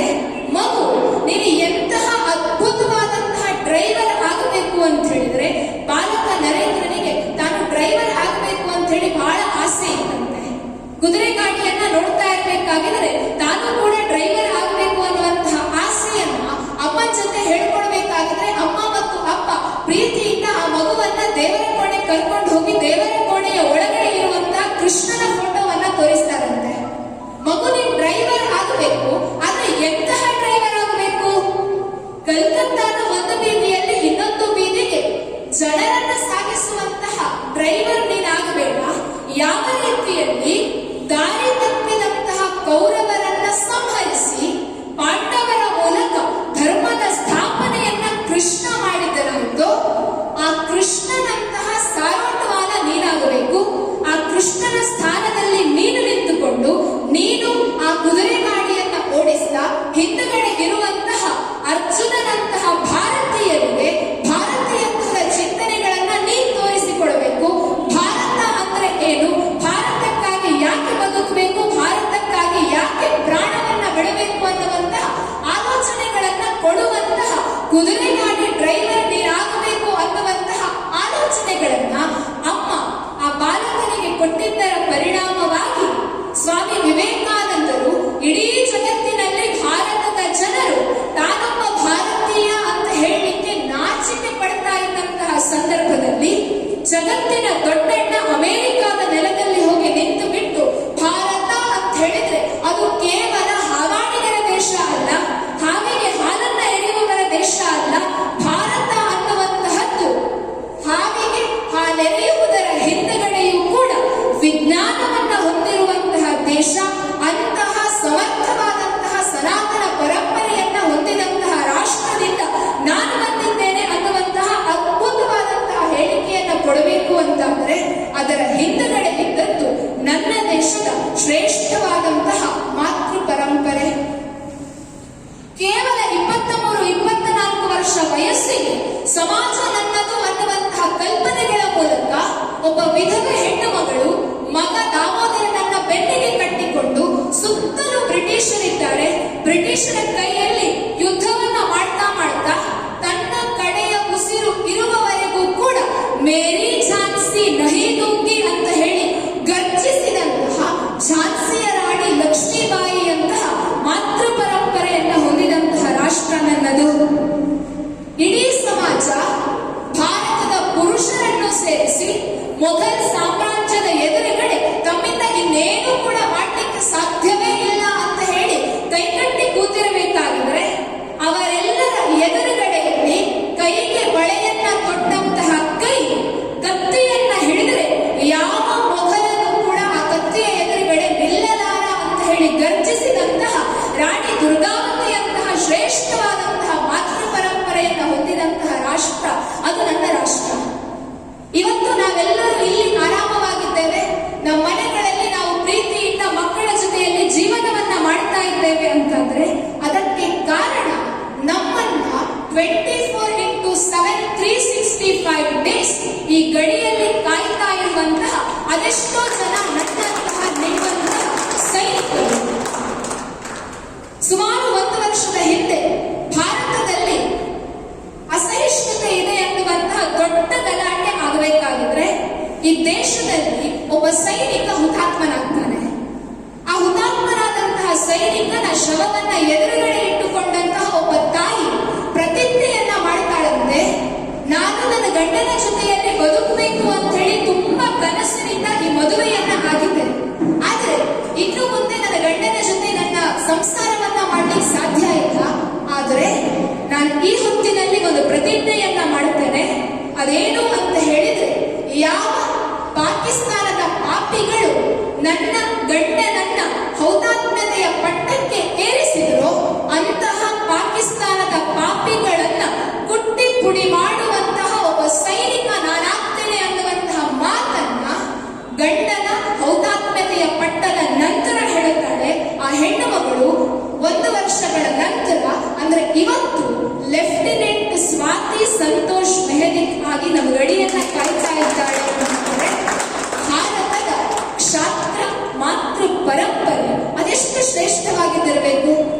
ಆದ್ರೆ ನಾವೇನ್ ಮಾಡ್ತೇವೆ, ರಾಮನಂತಹ, ಸೀತೆಯಂತಹ, ಲಕ್ಷ್ಮೀಬಾಯಿಯಂತಹ, ದ್ರೌಪದಿಯಂತಹ, ಸತ್ಯವಾನನ ಸಾವಿತ್ರಿಯಂತಹ ಅದ್ಭುತವಾದಂತಹ ಮಾತೃ ಪರಂಪರೆಯನ್ನ ಹೊಂದಿದಂತಹ ಭಾರತದಲ್ಲಿ ನಾವು ಸಂಜೆ 7 ಗಂಟೆಯ ಹೊತ್ತಿಗೆ ಮಕ್ಕಳನ್ನ ಯಾವ್ದಾವುದೋ ರಿಯಾಲಿಟಿ ಶೋಗಳ ಎದುರುಗಡೆ ಕೂತ್ಕೊಳಿಸಿಬಿಟ್ಟು ಅಲ್ಲಿ ಬರುವಂತಹ Malaika, Kareena etcetera etcetera etcetera ಇವರನ್ನೆಲ್ಲ ತೋರಿಸಿ ನಾವೇನ್ ಹೇಳ್ತೇವೆ, ಮಗು ನಿನ್ನ ರೋಲ್ ಮಾಡೆಲ್ ಇವಳು ಅಂತ. ನಮ್ಮ ಮಕ್ಕಳೇನ್ ಮಾಡ್ತಾರೆ, ಮಕ್ಕಳಿಗೆ ಆದರ್ಶವನ್ನ ಕೊಡಬೇಕಾದಂತಹ ಹೊತ್ತಿನಲ್ಲಿ ನಮ್ಮ ಅದ್ಭುತವಾದಂತಹ ಮಾತೃ ಪರಂಪರೆಯ ಬದಲು ನಾವು ಇಂತಹ ಪರಂಪರೆಯನ್ನ ಆದರ್ಶವಾಗಿ ಕೊಡ್ತಾ ಇದ್ದೇವೆ. ಆ ಮಗು 7 ವರ್ಷದ ಮಗು ಆ ನಂತರದ 12 ವರ್ಷಗಳ ನಂತರ ತಾನು ಮೇಜರ್ ಅಂತ ಹೇಳಿ ಕರೆಸಿಕೊಳ್ಳುವಂತಹ ಹೊತ್ತಿನಲ್ಲಿ ಅದೇ ಕರೀನಾ, ಅದೇ ಮಲೈಕಾರನ ಆದರ್ಶವನ್ನಾಗಿ ಇಟ್ಟುಕೊಂಡಂತಹ ಯಾರೋ ಒಬ್ಬಳು ರುಕ್ಸಾನ ಆಗಿ ಬದಲಾಗ್ತಾ ಇದ್ದಾಳೆ. ನಾವು ಸಾಯಂಕಾಲ 7 ಗಂಟೆಯ ಹೊತ್ತಿಗೆ ನಮ್ಮ ದೇಶದಲ್ಲಿ ಕೃಷ್ಣ ಅಂತ ಹೇಳಿ ಒಬ್ಬ ಇದ್ದ ಅಂತ ಹೇಳ್ತಾ ಇದ್ರೆ, ನಮ್ಮ ಮನೆಯ ಮಗಳು ರಕ್ಷಾಳಿಗೆ ಹಾಯ್ ಅನ್ನುವಂತಹ ಮೆಸೇಜ್ ಮೊಬೈಲ್ ನಲ್ಲಿ ಬಂದಾಗ ಕಂಪ್ಲೇಂಟ್ ಮಾಡ್ತಾ ಇದ್ದಾಯ್ತು. ಆದ್ರೆ ನಮ್ಮ ಮನೆ ಮಕ್ಕಳಿಗೆ ನಾವು ಯಾರನ್ನ ಆದರ್ಶ ಕೊಡ್ತಾ ಇದ್ದೇವೆ, ಶಾರುಖ್ ಖಾನ್, ಸಲ್ಮಾನ್ ಖಾನ್, ಆಮೀರ್ ಖಾನ್ ಪರಂಪರೆಗೆ ದೊಡ್ಡದಿದೆ, ಅವರ ಆದರ್ಶವನ್ನ ಕೊಡ್ತಾ ಇದ್ದೇವೆ. ನಮ್ಮ ಮಕ್ಕಳು ಹಾಯ್ ಅಂತ ಹೇಳಿ ಮೆಸೇಜ್ ಬಂದ ಕೂಡಲೇ ನಮ್ಮ ಮನೆ ಹೆಣ್ಣು ಮಕ್ಕಳಿಗೆ ಮೈ ಎಲ್ಲ ಹಾಯ್ ಹಾಯ್ ಆಗಿ ಬಿಡುತ್ತೆ. ರಕ್ಷಾ ಇದ್ದವಳು ರುಕ್ಸಾನ ಆಗಿ ಬದಲಾಗ್ತಾಳೆ, ಲಕ್ಷ್ಮಿ ಇದ್ದವಳು ರಜಿಯಾ ಆಗಿ ಬದಲಾಗ್ತಾ ಇದ್ದಾಳೆ. ಮತ್ತೆ ಮನೆಯಲ್ಲಿ ಕುತ್ಕೊಂಡು ನಾವು ಹೇಳ್ತೇವೆ ನಮ್ಮ ಮಕ್ಕಳು ಸರಿ ಇಲ್ಲ. ಆಲೋಚನೆ ಮಾಡಬೇಕಾದದ್ದು ಯಾರು? ಸಣ್ಣ ಮಗು, 7ನೇ ತರಗತಿಯ ಮಗು, 7ನೇ ವರ್ಷದ ಮಗುವಿಗೆ ಆದರ್ಶ ಯಾವುದು, ತನ್ನ ಪರಂಪರೆ ಯಾವುದು, ತನ್ನ ಸಾಂಸ್ಕೃತಿಕವಾದಂತಹ ಚಿಂತನೆಗಳು ಯಾವುದು, ಈ ಯಾವ ವಿಚಾರಗಳು ಕೂಡ ಗೊತ್ತಿಲ್ಲ. ಅಂತಹ ಹಸಿಮಣ್ಣಿನ ಮೇಲುಗಡೆ ನಾವು ಯಾವ ಬೀಜವನ್ನ ಬಿತ್ತುತ್ತೇವೆ ಅದೇ ಬೀಜ ಹೆಮ್ಮರವಾಗಿ ಇವತ್ತು ಭಾರತದ ಪರಂಪರೆಗೆ ದೊಡ್ಡದಾದಂತಹ ಕೊಡಲಿ ಗಿಟ್ಟನ್ನ ಕೊಡ್ತಾ ಇದೆ. ನಾವು ಆಲೋಚನೆ ಮಾಡಬೇಕಾಗಿದೆ, ನಾವು ಬದಲಾಗಬೇಕಾಗಿದೆ. ಭಾರತದಲ್ಲಿ ನಮ್ಮ ಮನೆಯ ಮಕ್ಕಳಿಗೆ ಸಂಜೆ 7 ಗಂಟೆಯ ಹೊತ್ತಿಗೆ ಕ್ಷಾತ್ರ ಪರಂಪರೆಯ ಆದರ್ಶವನ್ನ ಕೊಡಬೇಕಾಗಿದೆ. ನಮ್ಮ ಅಮ್ಮಂದಿರು, ನಮ್ಮ ಮನೆಯಲ್ಲಿದ್ದಂತಹ ತಂದೆ ಇವತ್ತಿನ ಪರಂಪರೆಯ ಅಪ್ಪ ಅಮ್ಮನ ರೀತಿಯಲ್ಲಿ ಇರಲಿಲ್ಲ. ನಮ್ಮ ಕ್ಷಾತ್ರ ಪರಂಪರೆ ಅದೆಷ್ಟು ಅದ್ಭುತವಾಗಿತ್ತು ಅಂತ ಹೇಳಿದ್ರೆ, ತಾತ್ಯಾ ಟೋಪೆ ಲಕ್ಷ್ಮೀಬಾಯಿಯವರ ಪ್ರಥಮ ಸ್ವಾತಂತ್ರ್ಯ ಹೋರಾಟದ ನಂತರ ಎಲ್ಲ ಭಾರತೀಯರು ಕೂಡ ಇನ್ನು ನಮ್ಮಿಂದ ಸ್ವಾತಂತ್ರ್ಯ ಹೋರಾಟ ಮಾಡ್ಲಿಕ್ಕೆ ಸಾಧ್ಯವೇ ಇಲ್ಲ ಅನ್ನುವಂತಹ ಆ ಒಂದು ಭಾವನೆಯಲ್ಲಿ ಇರಬೇಕಾಗಿದ್ರೆ, ಈ ದೇಶದಲ್ಲಿ ಒಬ್ಬ ತಾನು ಭಾರತದ ಸ್ವಾತಂತ್ರ್ಯಕ್ಕಾಗಿ ಏನನ್ನಾದರೂ ಮಾಡಬೇಕು ಅನ್ನುವಂತಹ ಪಣ ತೊಡುತ್ತಾನೆ.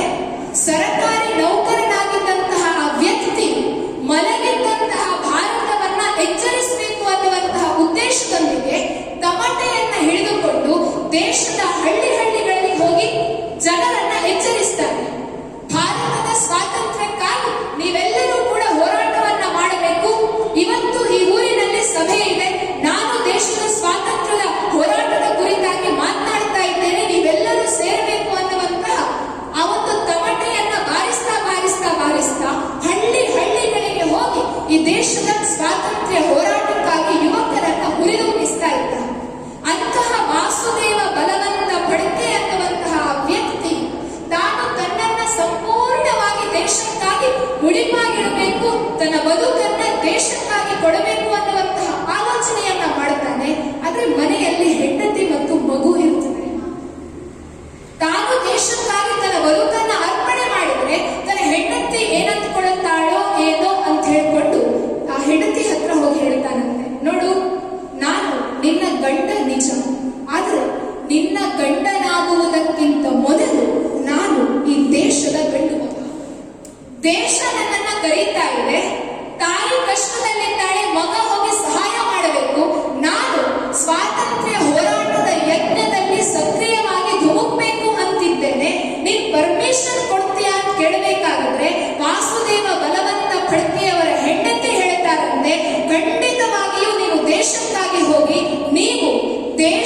ಗಂಡು ಮಗ ಮೊದಲು, ಆ ನಂತರ ನೀವು ನನ್ನ ಗಂಡ.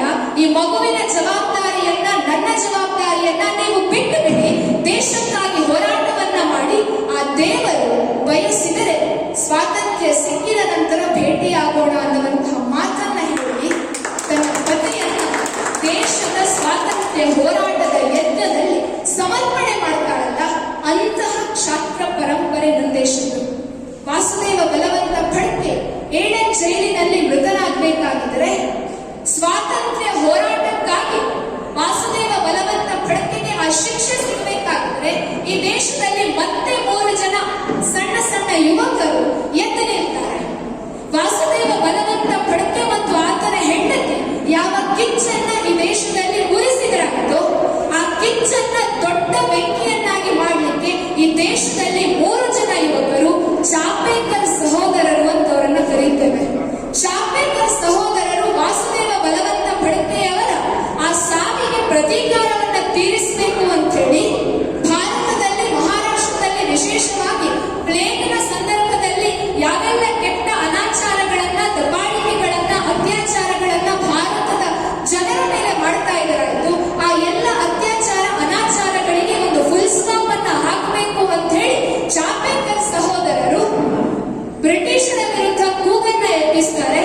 ಬ್ರಿಟಿಷ್ ಅಧಿಕಾರಿಯನ್ನ ಕೊಲ್ಲುವಂತಹ ಒಂದು ಯೋಜನೆಯನ್ನ ಹಾಕಿಕೊಳ್ಳುತ್ತಾರೆ. ಆ ಯೋಜನೆಯ ಪ್ರತಿಫಲವಾಗಿ ಆ 3 ಜನ ಸಹೋದರರಿಗೆ ಗಲ್ಲು ಶಿಕ್ಷೆಯಾಗ್ತದೆ. ಆ ಗಲ್ಲು ಶಿಕ್ಷೆಯಿಂದ ಮತ್ತೆ 3 ಜನ ಅಣ್ಣ ತಮ್ಮ ನನ್ನ ದೇಶದ ಹೋರಾಟದ, ಸ್ವಾತಂತ್ರ್ಯ ಹೋರಾಟದ ಯಜ್ಞದಲ್ಲಿ ಧುಮುಕ್ತಾರೆ. ಅವರೇ ನಮ್ಮೆಲ್ಲರಿಗೂ ಕೂಡ ನಮ್ಮ ಇತಿಹಾಸದಲ್ಲಿ ಅತ್ಯಂತ ಅದ್ಭುತವಾಗಿ ರಾಷ್ಟ್ರಕ್ಕಾಗಿ ಬದುಕುವುದು ಹೇಗೆ ಅಂತ ತಿಳಿಸಿಕೊಟ್ಟಂತಹ ಸಾವರ್ಕರ್ ಸಹೋದರರು. ಸಾವರ್ಕರ್ ಸಹೋದರರು ರಾಷ್ಟ್ರಕ್ಕಾಗಿ ಬದುಕುವುದನ್ನ, ರಾಷ್ಟ್ರಕ್ಕಾಗಿ ಜೀವಿಸುವುದನ್ನ, ರಾಷ್ಟ್ರಕ್ಕಾಗಿ ಪ್ರಾಣಾರ್ಪಣೆಯನ್ನ ಯಾವ ರೀತಿಯಲ್ಲಿ ಮಾಡಬಹುದು ಅನ್ನುವಂತಹ ಅದ್ಭುತವಾದಂತಹ ಚಿಂತನೆಗಳನ್ನ ಕೊಡುತ್ತಾರೆ. ನಮ್ಮ ದೇಶದಲ್ಲಿ ಬಾಲಗಂಗಾಧರ ತಿಲಕ್ ಅವರು ಕೇಸರಿ ಮತ್ತು ಮರಾಠ ಪತ್ರಿಕೆಯ ಮೂಲಕ ಭಾರತದಲ್ಲಿ ಹೊಸದಾದಂತಹ ಒಂದು ಚಿಂತನೆಗಳನ್ನ, ಹೊಸದಾದಂತಹ ಒಂದು ಸ್ವಾತಂತ್ರ್ಯ ಹೋರಾಟಕ್ಕೆ ಕ್ರಾಂತಿಯ ದಿಕ್ಕನ್ನ ಕೊಡಬೇಕಾಗಿದ್ರೆ, ಆ ಕ್ರಾಂತಿಯ ದಿಕ್ಕನ್ನ ಸರಿಯಾದಂತಹ ದಾರಿಯಲ್ಲಿ ತೆಗೆದುಕೊಂಡು ಹೋಗಬೇಕು. ಯಾವೆಲ್ಲ ಭಾರತೀಯರು ಅಮೆರಿಕ, ಲಂಡನ್ನಿಗೆ ಹೋಗಿ ತನ್ನ ದೇಶದ ಚಿಂತನೆಗಳನ್ನ ಮರೆತಿದ್ದಾರೆ, ಆ ಎಲ್ಲ ಯುವಕರಿಗೂ ಕೂಡ ತಾನೊಂದು ಆದರ್ಶವಾಗಬೇಕು. ಆ ದಾರಿ ತಪ್ಪಿದಂತಹ ಯುವಕರಿಗೆ ಸರಿಯಾದಂತಹ ದಾರಿಯನ್ನ ತೋರಿಸಬೇಕು ಅನ್ನುವಂತಹ ಆಲೋಚನೆಯನ್ನ ಮಾಡುತ್ತಾರೆ. ಲಂಡನ್ನಿಗೆ ಹೋಗ್ತಾರೆ. ಲಂಡನ್ನಲ್ಲಿದ್ದಂತಹ ಭಾರತ ಭವನದಲ್ಲಿ ಯಾವೆಲ್ಲ ಭಾರತೀಯರು ಬರ್ತಾರೆ, ಆ ಎಲ್ಲ ಯುವಕರಿಗೆ ಸರಿಯಾದಂತಹ ದಾರಿಯನ್ನ ತೋರಿಸ್ತಾರೆ. ಆ ದಾರಿಯ ಫಲವಾಗಿ ನಮಗೆಲ್ಲರಿಗೂ ಕೂಡ ಒಬ್ಬ ಹೀರೋ ಸಿಗ್ತಾನೆ. ಅವನೇ ಮದನ್ ಲಾಲ್ ಧಿಂಗ್ರಾ. ಶೋಕಿಲಾಲ ಆಗಿದ್ದಂತಹ ಹುಡುಗ. ದಾರಿಯಲ್ಲಿ ಯಾವುದೇ ಒಬ್ಬ ಬಿಳಿ ಹೆಣ್ಣು ಮಗಳು ಹೋಗಬೇಕಾಗಿದ್ರೆ ಶಿಳ್ಳೆ ಹಾಕಿ ಆ ಹುಡುಗಿಯರನ್ನ ಚುಡಾಯಿಸ್ತಾ ಇದ್ದಂತಹ ಒಬ್ಬ ಹುಡುಗ. ಆದರೆ ದೇಶದ ಪ್ರಶ್ನೆ ಬಂದಾಗ ದೇಹದಲ್ಲಿ ಹರಿತಾ ಇದ್ದಂತಹ ರಕ್ತದ ಕಣಕಣದಲ್ಲೂ ಕೂಡ ಒಂದೇ ಮಾತ್ರ ಕೇಳಿಸ್ತಾ ಇದ್ದ. ಅಂತಹ ಹುಡುಗ ಕರ್ಜನ್ ಮಾಲಿಯನ್ನ ಕೊಂದು ಆತನಿಗೆ ಗಲ್ಲು ಶಿಕ್ಷೆ ಆಗಬೇಕಾಗಿದ್ರೆ ಆ ಹುಡುಗ ಹೇಳ್ತಾನಂತೆ, ಭಾರತದ ಕೆಲಸ ಅಂತ ಹೇಳಿದ್ರೆ ಅದು ಪ್ರಭು ಶ್ರೀರಾಮನ ಕೆಲಸ. ದೇವರ ಕೆಲಸವನ್ನ ಮಾಡುವುದಕ್ಕೆ ಯಾರಿಂದಲೂ ಕೂಡ ನನಗೆ ತಡೆಯನ್ನ ಒಡ್ಲಿಕ್ಕೆ ಸಾಧ್ಯವಿಲ್ಲ.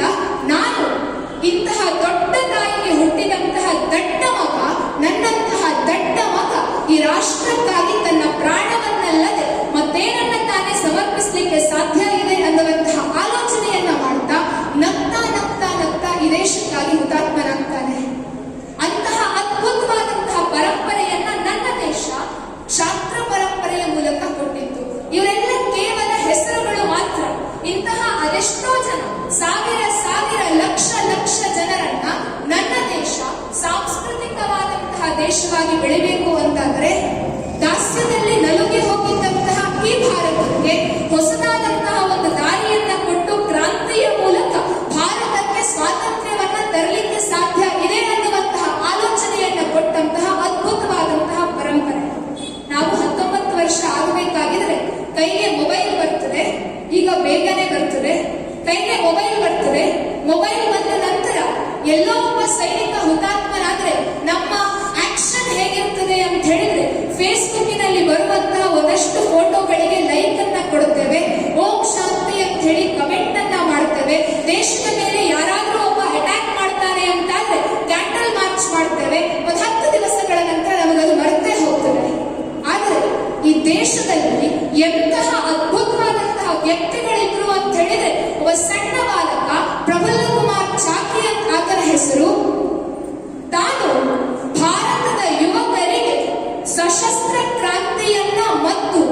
ಹಿಂಸೆಯ ಮೂಲಕ ಸ್ವಾತಂತ್ರ್ಯವನ್ನ ತರಲಿಕ್ಕೆ ಸಾಧ್ಯ ಇದೆ. ಆದ್ರೆ ಆ ಹಿಂಸೆ ಹೇಗಿರಬೇಕು ಅಂತ ಹೇಳಿದ್ರೆ, ಪ್ರತಿ ಬಾರಿ ಬ್ರಿಟಿಷರ ಹತ್ತಿರ ಹೋಗಿ ನಾನು ಸತ್ಯ ಮಾತಾಡ್ತೇನೆ, ನಾನು ಶಾಂತಿಯಿಂದ ಹೋಗ್ತೇನೆ, ಶಾಂತಿ ಶಾಂತಿ ಶಾಂತಿ ಅಂತ ಹೇಳಿಕೊಂಡ್ರೆ ಭಾರತಕ್ಕೆ ಸ್ವಾತಂತ್ರ್ಯ ಬರಲಿಕ್ಕೆ ಸಾಧ್ಯ ಇಲ್ಲ. ಭಾರತಕ್ಕೆ ಸ್ವಾತಂತ್ರ್ಯ ಸಿಗುವಂತಹದ್ದು ಕೇವಲ ಕ್ರಾಂತಿಯ ಮುಖಾಂತರ ಮಾತ್ರ ಅನ್ನುವಂತಹ ಆಲೋಚನೆಯನ್ನ ಮಾಡ್ತಾನೆ. ಇನ್ನೂ ಚಿಗುರು ಮೀಸೆ ಮೂಡದೆ ಇರುವಂತಹ 18 ವರ್ಷದ ಹುಡುಗ ಬಾಂಬ್ ದಾಳಿಯನ್ನ ಮಾಡ್ತಾನೆ. ಬ್ರಿಟಿಷರ ಕೈಗೆ ಸಿಕ್ಕಿ ಬಿಡಬೇಕಾಗಿದ್ರೆ 18 ವರ್ಷದ ಬಾಲಕ ಆಚೆ ಈಚೆ ಆಲೋಚನೆ ಮಾಡಲಿಲ್ಲ, ಡೈರೆಕ್ಟ್ ಆಗಿ ತನ್ನ ಆತ್ಮವನ್ನ, ತನ್ನ ಪ್ರಾಣವನ್ನ ಈ ದೇಶಕ್ಕಾಗಿ ಸಮರ್ಪಣೆ ಮಾಡ್ತಾನೆ. ಅಂತಹ ಕ್ಷಾತ್ರ ಪರಂಪರೆಯನ್ನ ನನ್ನ ದೇಶ ಹೊಂದಿದೆ. ನನ್ನ ದೇಶದ ಇತಿಹಾಸ ಅದು 5 ವರ್ಷ, 10 ವರ್ಷ, 20 ವರ್ಷ, 30 ವರ್ಷದಲ್ಲ, ಸಹಸ್ರ ಸಹಸ್ರ ಸಹಸ್ರ ವರ್ಷಗಳ ಇತಿಹಾಸವನ್ನ, ಅದ್ಭುತವಾದಂತಹ ಪರಂಪರೆಯನ್ನ ಹೊಂದಿದಂತಹ ರಾಷ್ಟ್ರ ನನ್ನದು. ಅಂತಹ ಅದ್ಭುತವಾದಂತಹ ಪರಂಪರೆಯನ್ನ, ಶ್ರೇಷ್ಠವಾದಂತಹ ಧಾರ್ಮಿಕ ಚಿಂತನೆಗಳನ್ನ ನಾವು ನಮ್ಮ ಮನಸ್ಸಿನ ಒಳಗಡೆ ಇಟ್ಟುಕೊಂಡು, ಅದೇ ರೀತಿಯಲ್ಲಿ ಆ ಚಿಂತನೆಗಳನ್ನ, ಆ ಆಲೋಚನೆಗಳನ್ನ ನಮ್ಮ ಮನೆಯ ಮಕ್ಕಳಿಗೆ ನಾವು ಕೊಡ್ತೇವೆ ಅಂತಾದರೆ ಮತ್ತೊಂದು ಬಾರಿ ಸಂಸ್ಕಾರ ಭಾರತವನ್ನ ನಿರ್ಮಾಣ ಮಾಡ್ಲಿಕ್ಕೆ ಸಾಧ್ಯ ಇದೆ. ಸಂಸ್ಕಾರ ಭಾರತ ಅನ್ನುವಂತಹದ್ದು ಕೇಳಲಿಕ್ಕೆ ಎಷ್ಟು ಚೆನ್ನಾಗಿದೆ. ಅಂತಹ ಭಾರತದ ನಿರ್ಮಾಣವನ್ನ ಮಾಡಬೇಕು ಅಂತಾದರೆ ನಮ್ಮ ಮನೆಯ ಒಳಗಡೆ ಮಕ್ಕಳಿಗೆ ಸಂಸ್ಕಾರವನ್ನ, ಸಂಸ್ಕೃತಿಯನ್ನ ಕೊಡುವಂತಹ ಕೆಲಸ ಆಗಬೇಕಾಗಿದೆ. ಅಂತಹ ಆಲೋಚನೆಗಳನ್ನ ನಾವು ನಮ್ಮ ಮನೆಗಳಲ್ಲಿ ಮಾಡುತ್ತೇವೆ ಅಂತಾದ್ರೆ ಖಂಡಿತವಾಗಿಯೂ ಕೂಡ ನನ್ನ ದೇಶ ಅದ್ಭುತವಾದಂತಹ ಒಂದನ್ನ ಸಾಧಿಸಲಿಕ್ಕೆ ಸಾಧ್ಯ ಇದೆ. ನಾವೆಲ್ಲ ಗಣರಾಜ್ಯ ದಿನ ಬರಬೇಕಾಗಿದ್ರೆ ವಂದೇ ಮಾತರಂ ಅಂತ ಹೇಳಿ ಘೋಷಣೆಯನ್ನ ಹಾಕ್ತಾರೆ. ಆಗಸ್ಟ್ 15 ಬಂತು ಅಂತ ಹೇಳಿದ್ರೆ ನಮ್ಮೆಲ್ಲರಿಗೂ ಕೂಡ ನಮ್ಮ ದೇಶಕ್ಕೆ ಸ್ವಾತಂತ್ರ್ಯ ಸಿಕ್ಕಿದ್ದು ಆಗಸ್ಟ್ 15, ಭಾರತ ಅಂತ ಹೇಳುವ ಒಂದು ದೇಶದಲ್ಲಿ ನಾನಿದ್ದೇನೆ ಅನ್ನುವಂತಹ ಆಲೋಚನೆಗಳು ಬರ್ತವೆ. ನಮ್ಮ ವಂದೇ ಮಾತರಂ ಹೇಗೆ ಅಂತ ಹೇಳಿದ್ರೆ, ನಮ್ಮ ವಂದೇ ಮಾತರಂ ಅನ್ನುವಂತಹದ್ದು ವಂದೇ ಮಾತರಂ ಆಗಿದೆ. ಆಗಸ್ಟ್ 15ಕ್ಕೆ ವಂದೇ ಮಾತರಂ ಘೋಷಣೆಯನ್ನ ಹಾಕ್ತೇವೆ. ಯಾರೋ ಒಂದಷ್ಟು ಜನ ಬರ್ತಾರೆ, ಒಂದಷ್ಟು ಸ್ವಾತಂತ್ರ್ಯ ಹೋರಾಟಗಾರರ ಹೆಸರನ್ನ ಹೇಳ್ತಾರೆ, ಅವ್ರು ಮಾಡಿದಂತಹ ಕ್ರಾಂತಿಗಾಥೆಗಳನ್ನ ಹೇಳ್ತಾರೆ, ಚಟುವಟಿಕೆಗಳನ್ನ ಹೇಳ್ತಾರೆ. ಒಂದು ಸಲ ಮೈ ಜುಮ್ ಅಂತ ಅನ್ನಿಸ್ತದೆ, ಭಾರತದ ಪರಂಪರೆ ಇದು ಅಂತ ಅನ್ನಿಸ್ತದೆ, ವಂದೇ ಮಾತರಂ ಅಂತ ಘೋಷಣೆಯನ್ನ ಹಾಕ್ತೇವೆ. ಆದ್ರೆ ಆ ಮೈದಾನ ಬಿಟ್ಟು ಹೊರಗಡೆ ಹೋಗಬೇಕಾಗಿದ್ರೆ ನಮ್ಮ ವಂದೇ ಮಾತರಂ ವಂಡೇ ಮಾತರಂ ಆಗಿಬಿಡುತ್ತದೆ. ಆದ್ರೆ ಭಾರತಕ್ಕೆ ಬೇಕಾಗಿರುವಂತಹದ್ದು ಯಾವ ಆತ್ಮನಿರ್ಭರ ಭಾರತ ಅಂತ ಹೇಳಿ ನಾವು ಫೇಸ್ಬುಕ್ ಗಳಲ್ಲಿ, ವಾಟ್ಸ್ಆಪ್ ಗಳಲ್ಲಿ ಆತ್ಮನಿರ್ಭರ ಭಾರತ, ಆತ್ಮನಿರ್ಭರ ಭಾರತ ಅಂತ ಹೇಳ್ತೇವಲ್ಲ, ಆ ಆತ್ಮನಿರ್ಭರ ಭಾರತ ನಿಜವಾಗಿಯೂ ಸಾಕಾರ ಆಗಬೇಕು ಅಂತಾದರೆ ವಂದೇ ಮಾತರಂ ಹೋಗಿ 365 ಡೇಸ್ ವಂದೇ ಮಾತರಂ ಅನ್ನುವಂತಹದ್ದು ನಮ್ಮ ಹೃದಯದಲ್ಲಿ ಅನುರಣಿಸ್ತಾ ಇರಬೇಕು. ಹೇಗೆ ನಮ್ಮ ಹೃದಯ ಲುಕ್ ಡುಕ್ ಲುಕ್ ಡುಕ್ ಅನ್ನ ನಿಲ್ಲಿಸೋದಿಲ್ವೋ, ಅದೇ ರೀತಿಯಲ್ಲಿ ಆ ಪ್ರತಿಯೊಂದು ಲುಕ್ ಡುಕ್ಗಳಲ್ಲಿ ವಂದೇ ಮಾತರಂನ ಅನುರಣನ ಯಾವಾಗ ಆಗ್ತದೆ ಆಗ ಮಾತ್ರ ಆತ್ಮನಿರ್ಭರ ಭಾರತವನ್ನ ನಮ್ಮಿಂದ ನಿರ್ಮಾಣ ಮಾಡಲಿಕ್ಕೆ ಸಾಧ್ಯ ಇದೆ. ಇಲ್ಲಿ ಸೇರಿರುವಂತಹ ನಾವು ಇಷ್ಟು ಜನ ಒಂದು ಪ್ರತಿಜ್ಞೆಯನ್ನ ಮಾಡೋಣ. ಕೊರೋನಾ ಬಂದಿದೆ ನಿಜ, ಆದ್ರೆ ಕೊರೋನಾ ಇನ್ನೊಂದು ಅಡ್ವಾಂಟೇಜ್ ಅನ್ನ ಕೂಡ ತಂದಿದೆ. ಇಷ್ಟು ಸಮಯ ನಮ್ಮ ಬದುಕು ಹೇಗಿತ್ತು ಅಂತ ಹೇಳಿದ್ರೆ, ವರ್ಷದಲ್ಲಿ ಒಂದು ದಿವಸ ನಮ್ಮ ಅಪ್ಪ ಅಮ್ಮ ಜೊತೆಗೆ ಊರಿಗೆ ಹೋಗಿ ವಿತ್ ಅಪ್ಪ ಅಮ್ಮ ಅಂತ ಸೆಲ್ಫಿ ಹಾಕೊಂಡು, ಸೆಲ್ಫಿ ತಕೊಂಡು ಫೇಸ್ಬುಕ್ಗೆ ಅಪ್ಲೋಡ್ ಮಾಡ್ತಾ ಇದ್ದಾರೆ. ಆದ್ರೆ ಕೊರೋನಾ ನಂತರದ ಕಾಲಘಟ್ಟ ಹೇಗಿದೆ ಅಂತ ಹೇಳಿದ್ರೆ, ಅಪ್ಪ ಅಮ್ಮನ ಜೊತೆಯ ಬದುಕು ಅದು ಎಷ್ಟು ಸುಂದರ ಅನ್ನುವಂತಹದ್ದು ತಿಳಿದುಕೊಂಡಾಗಿದೆ. ಅಂತಹ ಬದುಕನ್ನ ಬದುಕುತ್ತಾ 2022ರಲ್ಲಿ ಭಾರತ ತನ್ನ ಸ್ವಾತಂತ್ರ್ಯದ ಅಮೃತೋತ್ಸವವನ್ನ ಆಚರಿಸಲಿಕ್ಕಿದೆ. ಭಾರತ ತನ್ನ ಸ್ವಾತಂತ್ರ್ಯದ ಅಮೃತೋತ್ಸವವನ್ನ ಆಚರಣೆ ಮಾಡಬೇಕಾದ್ರೆ ನಮ್ಮಿಂದ ಭಾರತವನ್ನ ಯಾವ ರೀತಿಯಲ್ಲಿ ಬೆಳಗಿಸಲಿಕ್ಕೆ ಸಾಧ್ಯ ಅನ್ನುವಂತಹ ಆಲೋಚನೆಯನ್ನ ಮಾಡಬೇಕಾಗಿದೆ.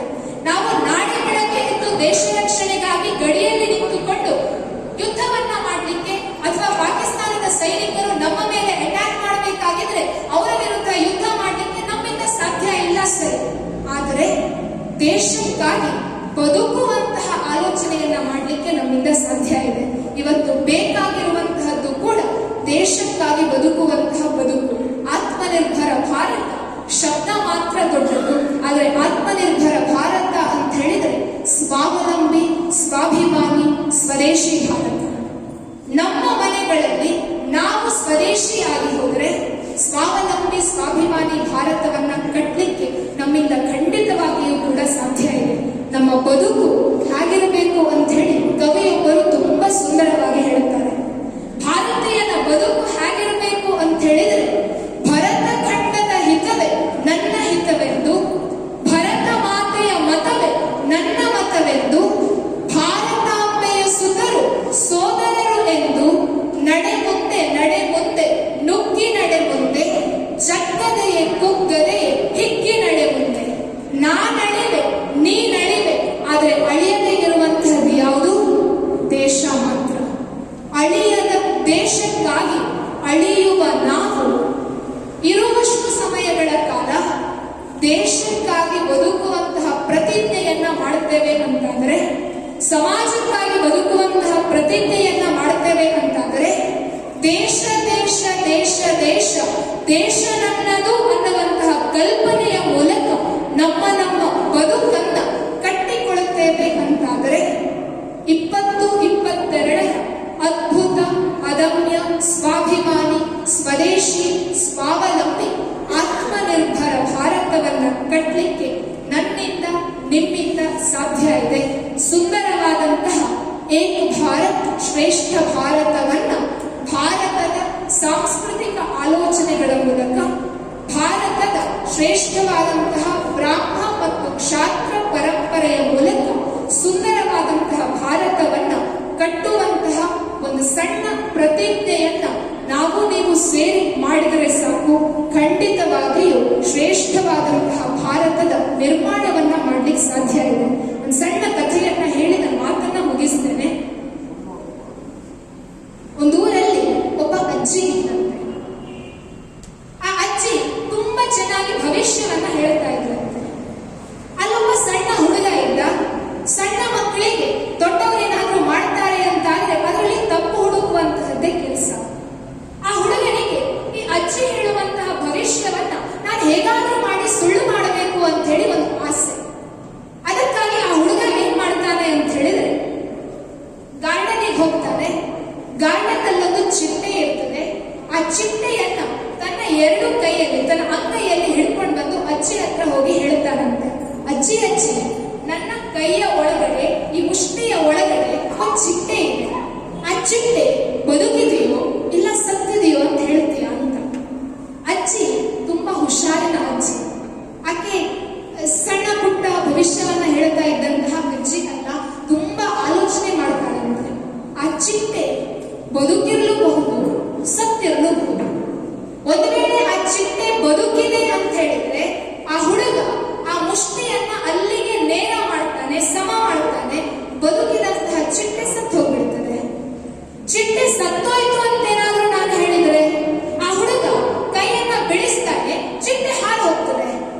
ನಾನು ಬದುಕಿದೆ ಅಂತ ಹೇಳಿದ್ರು ನನ್ನ ಭವಿಷ್ಯ ಸುಳ್ಳಾಗ್ತದೆ, ನಾನು ಸತ್ತಿದೆ ಅಂತ ಹೇಳಿದ್ರು ನನ್ನ ಭವಿಷ್ಯ ಸುಳ್ಳಾಗ್ತದೆ.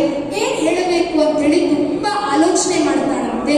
ಆಲೋಚನೆ ಮಾಡ್ತಾ ಮಾಡ್ತಾ ಮಾಡ್ತಾ ಆ ಅಜ್ಜಿ ಆ ಹುಡುಗನನ್ನ ಕರೆದು ಹೇಳ್ತಾರಂತೆ, ಮಗು, ಆ ಚಿಟ್ಟೆ ಬದುಕಿದೆಯೋ ಸತ್ತಿದೆಯೋ ಅದು ಎರಡನೇ ವಿಚಾರ, ಆದರೆ ಆ ಚಿಟ್ಟೆಯ ಭವಿಷ್ಯ ಮಾತ್ರ ನಿನ್ನ ಕೈಯಲ್ಲಿದೆ.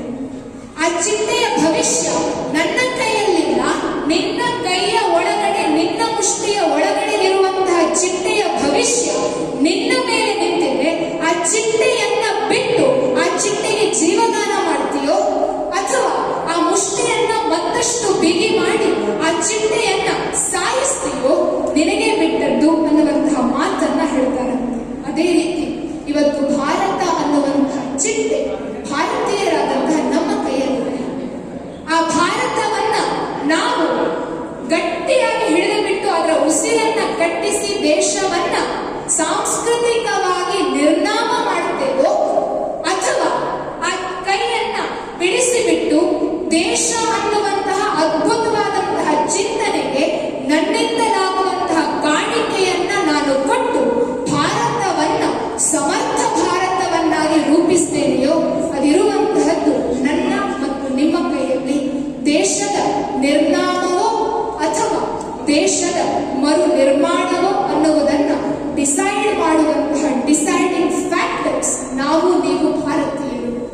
ದೇಶ ಹೇಗಿರಬೇಕು ಅನ್ನುವುದನ್ನ ಡಿಸೈಡ್ ಮಾಡಿಕೊಂಡು ನಮ್ಮ ಪರಂಪರೆಯನ್ನ, ನಮ್ಮ ಇತಿಹಾಸವನ್ನ, ನಮ್ಮ ಪುರಾಣವನ್ನ ನಮ್ಮ ಮನೆಯ ಮಕ್ಕಳಿಗೆ ಕೊಡುವಂತಹ ಆಲೋಚನೆಯನ್ನು ಮಾಡ್ತಾ ಸಂಸ್ಕಾರ ಮತ್ತು ಸಂಸ್ಕೃತಿಯುಕ್ತವಾದಂತಹ ನವ ಭಾರತವನ್ನ ನಿರ್ಮಾಣ ಮಾಡುವಂತಹ ಭಾರತೀಯರು ನಾವು ನೀವಾಗೋಣ ಅಂತ ಹೇಳ್ತಾ, ಕಡೆಯದಾಗಿ ಎಲ್ಲರೂ ಒಂದು ಬಾರಿ ತಾಯಿ ಭಾರತಿಗೆ ಜಯಕಾರವನ್ನ ಹಾಕೋಣ.